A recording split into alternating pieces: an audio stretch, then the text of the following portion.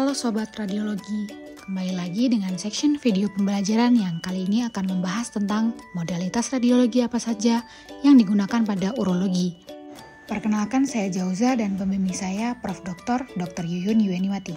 Sebelumnya mari kita review mengenai sistem urinarius yang terdiri dari ginjal yang memfiltrasi urin dari darah, lalu ureter sebagai kelanjutan dari pelvis ginjal untuk mengalirkan urin dan ditampung di vesika urinaria dan dibuang ke lingkungan luar oleh uretra. Modalitas yang pertama adalah fotopolos abdomen yang dapat dilakukan tanpa persiapan yaitu BOF dan fotopolos abdomen yang dengan persiapan yaitu BNO atau KUB. BNO ini biasanya juga dilakukan sebelum pemeriksaan dengan kontras. Indikasi pemeriksaan fotopolos pada urologi adalah sebagai modalitas sebelum melakukan evaluasi kontras yaitu foto BNO, kemudian untuk melakukan evaluasi batu ginjal dan evaluasi posisi stent. Fotopolos memiliki limitasi antara lain adalah adanya gas usus atau feses pada foto BOF yang dapat menutupi batu. Selain itu juga gambaran batu pada fotopolos dapat disamarkan oleh densitas lain seperti tulang dan juga kalsifikasi vaskular ini yang dapat menyerupai batu.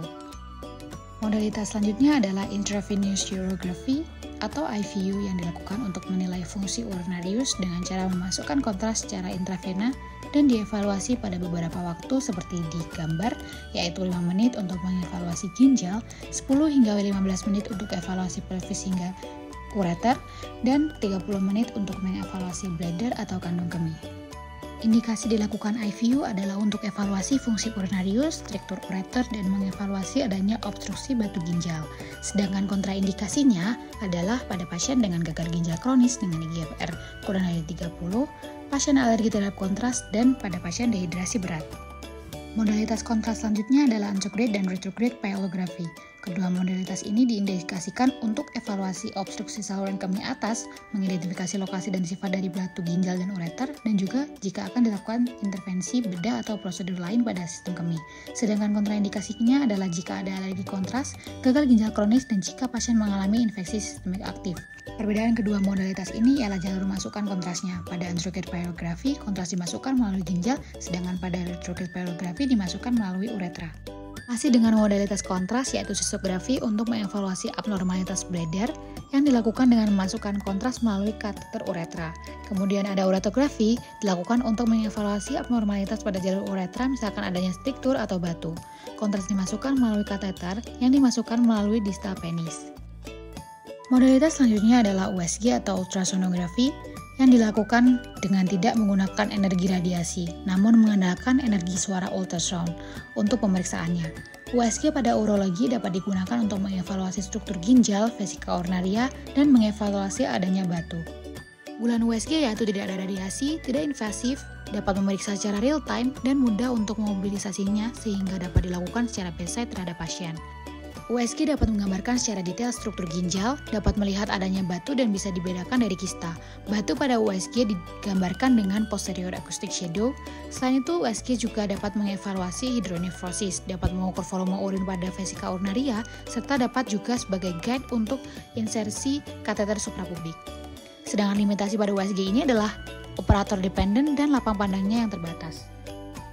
Selanjutnya adalah transrectal ultrasound atau TRUS, yang digunakan sebagai guiding biopsi untuk mendiagnosis kanker prostat. Karena TRUS ini merupakan jenis USG, maka keunggulannya yaitu tanpa radiasi, non-invasif, dan biayanya yang rendah jika dibandingkan dengan CT scan atau MRI jika sama-sama untuk melihat keganasan prostat. Sedangkan limitasinya adalah tidak dapat mendeteksi lesi kecil yang kurang dari 0,5 cm dan gambaran kanker prostat yang bisa berupa isoikoik, sehingga sulit terdeteksi. Modalitas lainnya adalah CT scan. Pada urologi, CT scan yang dikerjakan antara lain adalah CT sonografi dan CT urografi. CT urografi ini menggunakan tambahan kontras. Keunggulan CT scan pada urologi adalah NCCT atau non-contrast CT scan yang merupakan gold standard dalam mendiagnosis batu ginjal. CT urografi merupakan gold standard pada pasien dengan klinis hematuria.